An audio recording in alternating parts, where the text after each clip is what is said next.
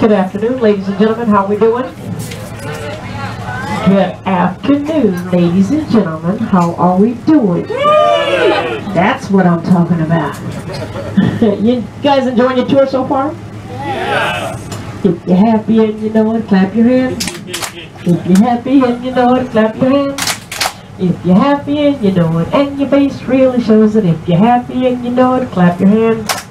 If you're happy and you know it, shout hooray. If you're happy and you know it, shout hooray. If you're happy and you know it, and your face really shows it. If you're happy and you know it, shout hooray. Alright, we got happy people now. Ladies and gentlemen, thank you so very much. Thank you again for visiting with us. My name is Beverly. I am grateful and honored and just totally ecstatic just to be your personal tour escort. And ladies and gentlemen, we're on our way to the Apollo Saturn V Center.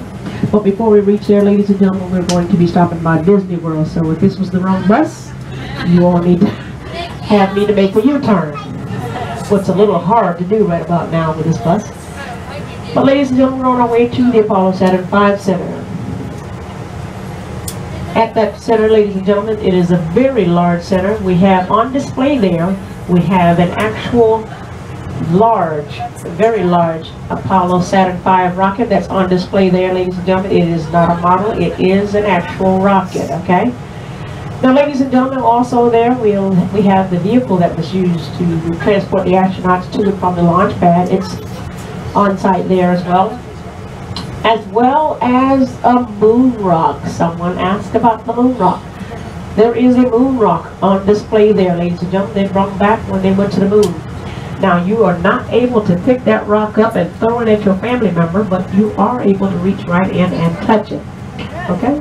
Now, ladies and gentlemen, inside there we have a very, very large food court, an extremely large gift shop, and ladies and gentlemen, the most important thing, the most vital thing that I'm sure that you can appreciate me telling you, listen carefully, the most important thing, it is massive restrooms. Figured you can appreciate that. Now, ladies and gentlemen, I'm going to ask a few things of you right quick, please. If you have cell phones, please place them on silent for us. Also, ladies and gentlemen, I'm going to ask that you refrain from placing or receiving any phone calls as well. Also, ladies and gentlemen, if you have any snacks, any drinks, we're going to ask that you could please refrain from using that or partaking in that until we get to our next stop, which is the Apollo Saturn V Center. We'll be there in about 10 minutes or so, give it or take. All right? Now, ladies and gentlemen, you know that this is the vehicle assembly building right here in front of us, ladies and gentlemen. But the lower building just to the left of it, this is the brains for the Kennedy Space Center. This is the Launch Control Center, ladies and gentlemen. Launch control. Inside there, ladies and gentlemen, is where we hit the button that says go for launch. Ladies and gentlemen, there were 4 fire rooms during Apollo, 2 for the space shuttle program, and now 1 has been completely upgraded for the state-of-the-art fiber optic for our new space launch program. Now, ladies and gentlemen, if you look out the left side of the bus, you see that flag waving over there by the trees? Yes. Somebody? Yes? Yes. Okay. You follow that flagpole down to the bottom, what do you see? Grass. A who? A blue box. You see that blue box? Yes. Ladies and gentlemen, this is the only, can I hear you say only? Only. The only countdown clock that has ever been used out here at Kennedy Space Center, both during Apollo and for the Space Shuttle program. Ladies and gentlemen, that is the countdown clock. Right straight in front of it, all those buildings that you see right there is all where all the media is. That's where all the media is located at. You got CBS, NBC, ABC, CNN, all the media parks right over there, ladies and gentlemen. They bring you all the live coverage as it unfolds. Chances are, if you've seen it on television, if you've seen a launch on television, they've shown you that countdown clock. Now, ladies and gentlemen, out the right side of the bus, you see that big flag on the side of the vehicle assembly building. Yes? Okay. Ladies and gentlemen, would you believe just one of those stripes on that flag, just one of those stripes on that flag is larger than the road that we're traveling on. Also, ladies and gentlemen, just one of those stars, just one star is every bit of 6 feet across from point of that star to the other point of the star. Just one star. Also, the blue section where the stars are, the blue section alone where the stars are is equivalent to an NBA basketball court. Now, ladies and gentlemen, that flag is 209 feet long by 110 feet wide. Now, ladies and gentlemen, if you look around the Kennedy Space Center, you notice that there's hardly any fencing around the Kennedy Space Center. If you do see fencing, it's not tightly sealed. That's because Kennedy Space Center sits on more than 140,000 acres of wildlife refuge.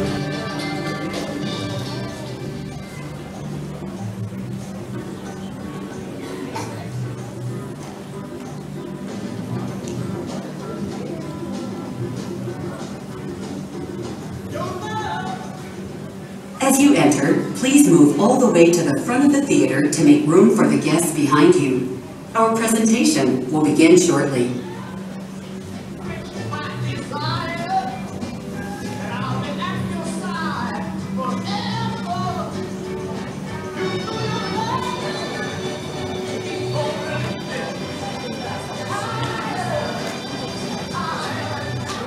On behalf of NASA and Kennedy Space Center, welcome to the Apollo Saturn V Center.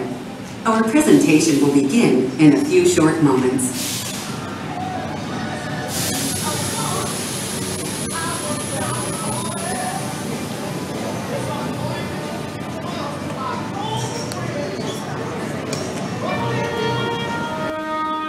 When I was a kid, I used to dream about flying through space. Every week on TV, I'd watch my heroes as they jumped into their rocket ships and took to the stars. And I wanted to be like them. They had courage, imagination, and no problem ever stood in their way for long. You know, in the end, when we actually did send men into space, it turned out that those were exactly the qualities it took. I'm John Hudson. This is Pad 39 of the Kennedy Space Center. I was a launch controller here when from this very spot, man took off to fly to the moon. It was a journey that began 12 years before that rocket ever left the ground. And it started on the other side of the world. Back then, we were one of two superpowers that always seemed to be on the edge of a terrible war. In 1957, the Soviet Union launched the first ever man-made satellite into Earth orbit. They called it Sputnik, which means traveling companion. And in a world where peace hung in a delicate balance, the minimum safe distance from a Saturn V at liftoff was 3 miles. The reason was simple. When fully fueled, the rocket contained the explosive power of an atomic bomb. As the clock counted down, the astronauts and all of us in launch control went through the pre-flight checks. Our hands on the controls of the most powerful.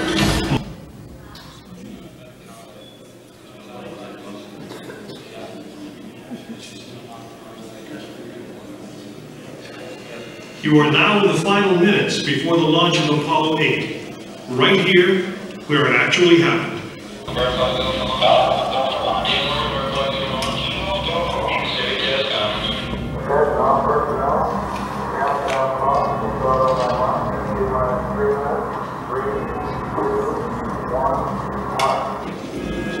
This is launch control, T-minus 3 minutes and counting. We've completed our communications checks with the Apollo 8 astronauts in the cabin, and the communications are go. Our status board indicates that all aspects are ready, instrument unit is ready, spacecraft ready, final check of the emergency detection system, that ready light also on. First stage preparations are completed. All systems okay. 13, 12, 11, 10, 9,